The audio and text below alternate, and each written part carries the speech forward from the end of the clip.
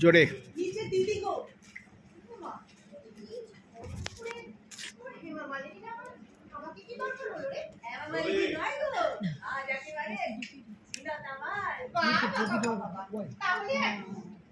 মোটা হয়ে গেছে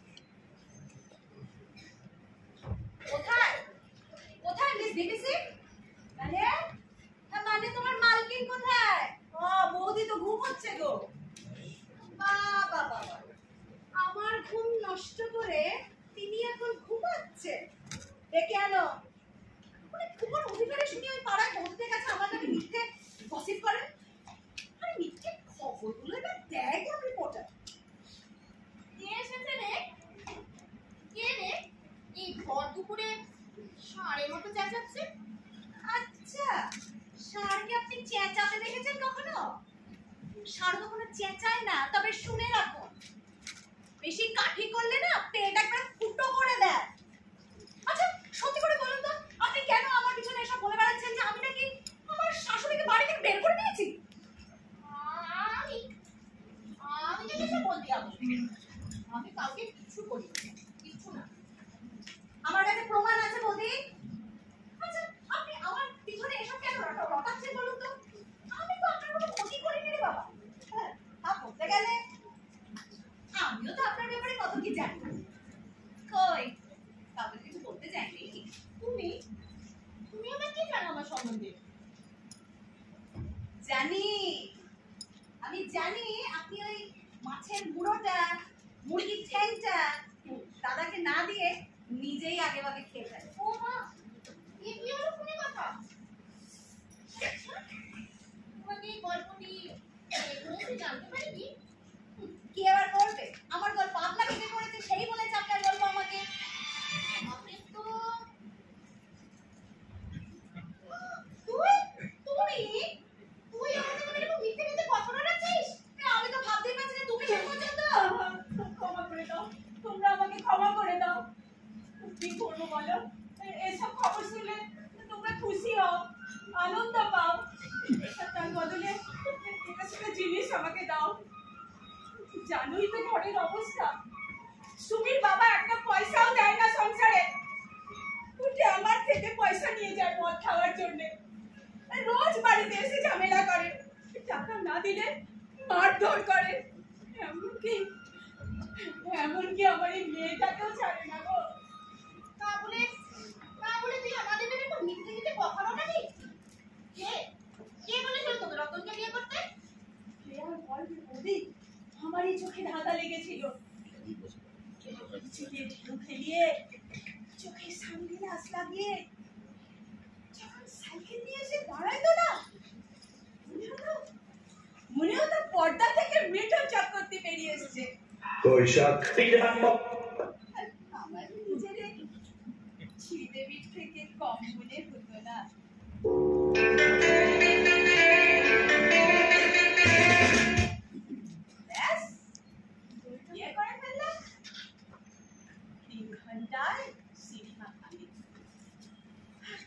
বছরে আমার কপাল ভাঙলো বুঝলাম মদ মেয়ে মানুষ সব গুলি আছে গো আমার নায়কে তো কে তোমার মাথা দিতে দিয়েছে স্বামী ঘর করতে কি করবো দিদি বস্তিতে থাকি মাতাল হোক বেরোজগার হোক এই স্বামীর থাপ্পাটুকু তো আছে ওইটুকু না থাকলে বস্তির কুকুরগুলো ছিঁড়ে খাবে আমাকে আর আমার এই মেয়েটাকে চুপ করো তাই বলে তুমি আমার নামে মিথ্যে কথা রটাবে আর বৌদি আপনি যে কাজটা করেছেন সেটা কোনোভাবেই গ্রহণযোগ্য নয় আমি কোনোদিন ক্ষমা করবো না আপনাদেরকে শোনো আরে শোনোই না শোনো বসো আমার কি রাগ করো না আমি যেভাবে তোমার নিজে দিয়েছি সেভাবেই তোমার প্রশ্ন তো আপনি কি দেখছি একটু জানো চা করে নিয়ে আয় আমি জানি বৌদি কেন আপনি আমাদের সাথে এরকম করেন। আমরা খেটে খাওয়া মানুষেরা আসলে আপনাদের কাছে মজার পাত্র। না রে বোন, তা নয়, তুমি আমাদের মজার পাত্র নও, বরঞ্চ ইচ্ছার বিষয়।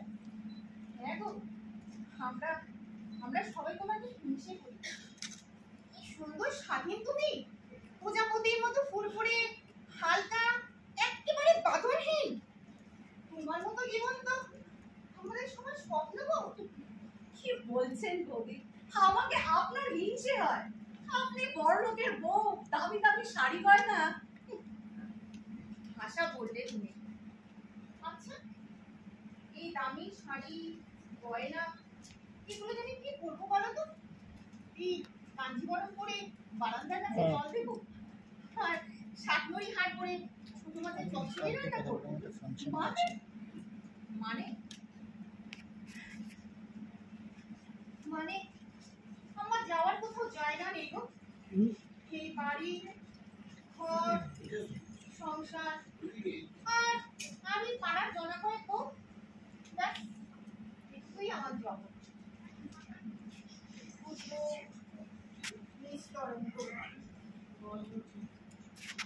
তাতে কি হয়েছে বৌদি? আচ্ছা, কি নিখুঁত সংসার আপনার, দুটো ফুটফুটে বাচ্চা, এত ভালো স্বামী। না, ছবি সেই সাজিয়ে রাখি ভালো লাগে গো। তুমি বুঝলে না তুমি, আমার এই জীবনটা স্বামী সন্তানের তদারকি, কাজের লোকের পরিচালনা আর এই টিভি সিরিয়ালের মধ্যেই আটকে গেছে। আচ্ছা, তা কিছু করছেন না কেন নিজের জন্য, নিজের স্যাটিসফ্যাকশনের জন্য? পৃথিবী হওয়ার জন্য আর সুপাত্র পাওয়ার জন্য যেটুকু পড়াশোনা করার দরকার সেটুকুই করেছি গো। বাচ্চার সাথে বিয়েও হয়ে গেল, মন দিয়ে সাজিয়ে গুছিয়ে সংসারও করলাম। খুব তৃপ্তি পেয়েছিলাম জানো, কিন্তু এরপর তো কানাকড়ি। আমার নিজের হাতে বানানো এই সংসার আস্তে আস্তে আমার কাছে জেলখানা হয়ে গেল। পালিয়ে যেতে ইচ্ছে করে মাঝে মাঝে। এসব একটা মনের ভুল বৌদি, মনের ভুল মানে মানসিক রোগ বলতে চাইছো তো? ডিপ্রেশন? আমি জানি, বুঝি, কিন্তু বেরিয়ে আসতে পারছি না বেরিয়ে আসতে। মাঝে মাঝে মনে হয় আমার দম বন্ধ হয়ে আসছে। আত্মহত্যা করলে মনে হয় মুক্তি পাবো। এসব কথা মুখেও আনবে না বৌদি। আপনি আসুন এখানে আসুন তো, শান্ত বসুন আপনি বসুন। আচ্ছা, দাদার সাথে নিয়ে কথা বলেছেন? দাদা, তোমার দাদার সাথে সময় দিতে বলো তো আমার জন্য। শুনছে দাঁড়িয়ে শুনছে, ওখানে প্রম্পট করছে, শুনছে। দরকার নেই, আটকে গেলে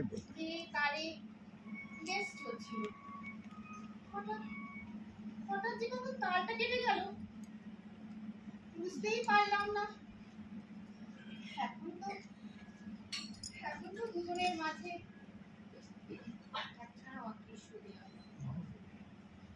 আর ভালোবাসা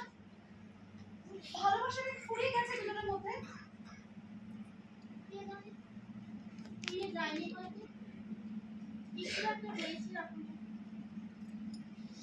এটা ভালোবাসা না দীর্ঘকালীন অভ্যেস জানি না।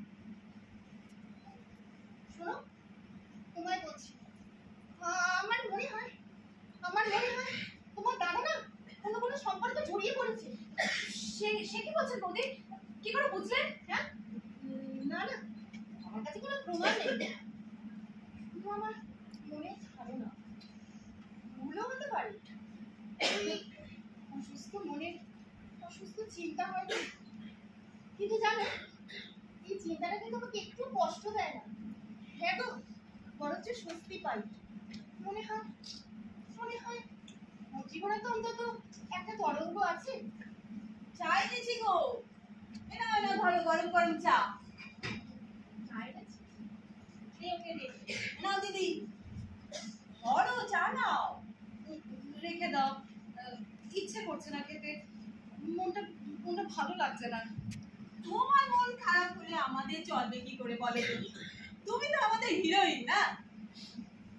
প্যান্টুটা পরে চোখে সানগ্লাস লাগিয়ে যখন অফিসের জন্য বের হও না, একেবারে জয়া পোদা।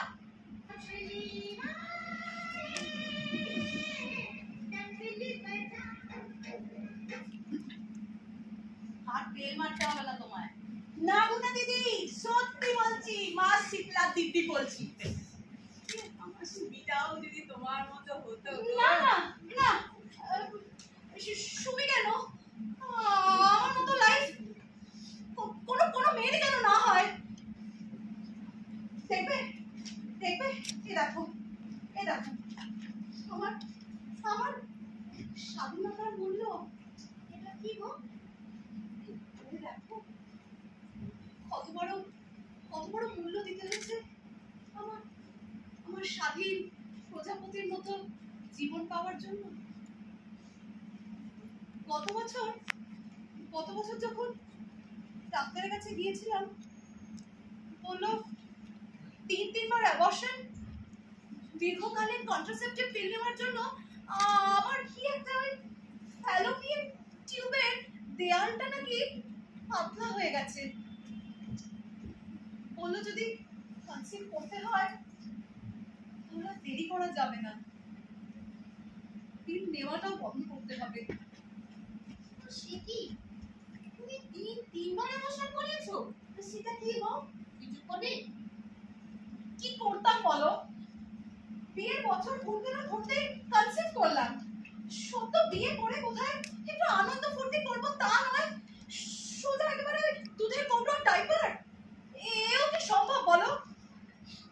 বুঝেছি, এই বাচ্চা নষ্ট করার কথা বলছো তো? তুই থামতেই জানিস না না? হ্যাঁ গো, তুমি কিছু বলেনি? অ্যাবর্শনের মত ছিল না, কিন্তু জোর করেনি। দ্বিতীয়বারের জন্য একবারে আনওয়ান্টেড ছিল। সে বছরটা আমার প্রমোশনের ইয়ার ছিল। ফ্যামিলি পেতে গেলে কোনোভাবে প্রমোশনও পেতাম না। প্রতিদিন 5-5টা ছেলের সাথে কম্পিটিশন করে নিজেকে বেস্ট প্রমাণ করেছিলাম। ওরকম একটা জায়গায় দাঁড়িয়ে শুধুমাত্র বাচ্চা জন্ম দেওয়ার জন্য সব ছেড়ে চলে আসা, আমি মানতে পারিনি। সঙ্গীত অশান্তি করেছিল, কিন্তু কিন্তু আমিও ক্যারিয়ারের সাথে কম্প্রোমাইজ করতে রাজি হইনি। আর 3 নম্বরবার সেবার ও আর কিছু বললো না। আমিও ঝামেলাটা আঁচল থেকে ছেড়ে ফেললাম। বাবা কি আনন্দের কথা! এখন তুমি এখানে এসব কীর্তন করতে এসেছো কেন? তুমি চুপ করতেই পারিস না না? আর এখন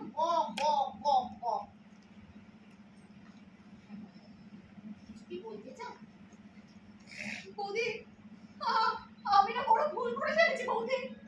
আমি এখন প্রতি মাসে আমি এখন ঠাকুরকে ডাকছি ঠাকুর, এবারে আটকে দাও ঠাকুর।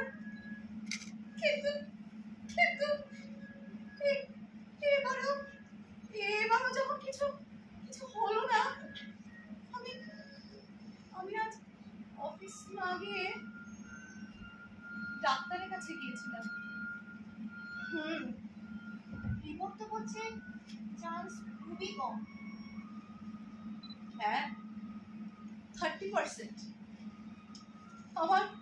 আমার সুস্থ শরীরটাকে আমি আস্তে আস্তে নষ্ট করে ফেলেছি। আমার স্বাধীনতার দাম দিতে। এবার বলো এরকম স্বাধীনতা কি তোমরা চাইতে? বলো মা গো মা, আমি শুধু ভাবতাম বস্তি বাড়ির মেয়েদেরই কপাল খারাপ, কিছু দেখতে দালান কোঠার মধ্যে সেই একই গল্প। হ্যাঁ রে, আমাদের সবার একই গল্প, কিন্তু বলারটাই আলাদা। আমরা সবাই একই ট্রেনের যাত্রী। কেউ চলেছি ফার্স্ট ক্লাসে, কেউ জেনারেলে, আর কেউ চলেছি স্লিপার ক্লাসে। কিন্তু চলেছি একই দিকে, নামহীন, গোত্রহীন, শ্রেণীহীন, সহযাত্রিনী সবাই। সে ট্রেনটা যাচ্ছে কোথা? জানি না রে, জানি না। হয়তো হয়তো অন্ধকার থেকে আলোর দিকে, বা হয়তো আরো আরো অন্ধকারের দিকে। কিন্তু হ্যাঁ রে, আমরা যদি একে অন্যের প্রতি সাহায্যের হাতটা বাড়িয়ে দিই, আমরা পারবো না? পারবো না আমরা ট্রেনটাকে অন্ধকার থেকে আলোর দিকে ঘুরিয়ে দিতে? কি রে? কি করে বলবো, সে আমি তো ট্রেন চালাতে জানি না। বড় মাথার খিমরতি, 4-5 করে মাথা মোটার সামনে আমি সাহিত্য ফলাতে। তুমি চুপ করে আছো কেন? মুখ তোলো, চোখে জল মোছো। আরে বাবা, 30% চান্স এখনো আছে তো, সব তো শেষ হয়ে যায়নি না। আমি তোমাকে আরো আরো ভালো ভালো ডাক্তারের কাছে নিয়ে যাব। ঠিক বলেছ। আরে বাবা, দেয়ালটা শুধু পাতলা হয়েছে, ফুটো তো হয়ে যায়নি। তোমার পেটেও আসবে একটা, দেখে নিও। সত্যি বলছো দিদি? সত্যি বলছো? সত্যি নয় তো কি? তুমি জানো না এখন কত নতুন নতুন সব চিকিৎসা পদ্ধতি আবিষ্কার হয়েছে? তুমি জানো না? হ্যাঁ হ্যাঁ গো, এখন এই বাজা মেয়ে ছেলেরাও বাচ্চা বিয়ে হচ্ছে। কদিন পরে দেখবি পুরুষরাও পেটে বাচ্চা নিয়ে ঘুরছে। ওরা সে কি রীতি প্রসব কোয়াতে। হ্যাঁ হ্যাঁ ঠিক তাই। এবার যা তো, চাটা একটু গরম করে নিয়ে আয়। আপনারা একটু আমার সাথে থাকেন, একটু যদি হেল্প করেন। এমন কথা কি, এমন কথা কি, আমি তো এমনিতেই হেলে। জানো না কাজের লোকের নতুন নাম হয়েছে হাউজ হেলে। সে আমি পয়সা নিয়ে হেলে করি, তোমার থেকে পয়সা নিই না, তুই তো আমার দিওই না। তোমার কাজ আমি এমনিতেই করে দেবো। আচ্ছা, তার বদলে সুমির পড়াশোনার দায়িত্ব আমার। সত্যি বলছো দিদি? সত্যি বলছো? কি রে, খুশি তো? এবার যা, এবার চাটা একটু গরম করে নিয়ে আয়। আর শোন, সুমিকে নিয়ে তুই আমার এখানেই উঠে আয়। তোকে আর ওই রতন ছোট লোকের সাথে ঘর করতে হবে না। দাঁড়াও দাঁড়াও দাঁড়াও, ট্রেন চালানো, হাতে হাত ধরে হেল্প করা, এই অব্দি তো সব ঠিকঠাকই ছিল। তা আমি হঠাৎ রতনকে ছাড়তে যাবো কেন গো? এই তো বললো ও তোমার উপরে অত্যাচার করে, তা বলে আমি আমার নিটুর চক্রবর্তীকে ছেড়ে দেবো? বিশ্বকর্মা পুজোর দিন সাইকেলের সামনে বসিয়ে আমাকে ঠাকুর দেখাতে নিয়ে যায় না, স্ত্রীর সবার চোখ ঠাট্টার করে। তোমাদের ওই নারী প্রগতির জন্য আমি সেই সব সুখ ছেড়ে দিই আর কি। বোকা দিয়েছো আমায়, তাহলে আর কি? মার খেয়ে খেয়ে মরো। খাবো 100 বার খাবো, আমার বরের হাতে আমি মার খাবো, তাতে তোমাদের কি? তোমরা পারবে তোমাদের বরকে ছাড়তে? এই যে দিদি, তুমি তোমার শাশুড়িকে তাড়িয়ে দিয়েছো বলে আমি? আরে আমার সেই একই কথা, ঝগড়া করে চলে গেছে, আমি তাকে আটকাইনি। আচ্ছা আচ্ছা আচ্ছা, ঠিক আছে ঠিক আছে, ও হিরোইনরা ওরকম একটু একটু করেই থাকে। একেবারে মেয়েটা সিনেমার মাধুরী দীক্ষিত না, বলো বৌদি? তোমার এই হিরোইনটা ট্রেনটাকে অন্ধকার থেকে আলোর দিকে নিয়ে যাবে গো। একজনে ছবি আঁকে এক মনে, ওরে মন, আরেকজনে বসে বসে রং মাখে, ওরে মন। একজনে ছবি আঁকে এক মনে, ওরে মন, আরেকজনে বসে বসে রং মাখে, ওরে মন। আবার সেই ছবিখান নষ্ট করে কুঞ্জনা কুঞ্জনা, সেই ছবিখান নষ্ট করে কুঞ্জনা কুঞ্জনা তোমার ঘরে বসত করে কয়জনা এই টুকদের পাড়া তোমার আমার সামনের ফ্ল্যাটে।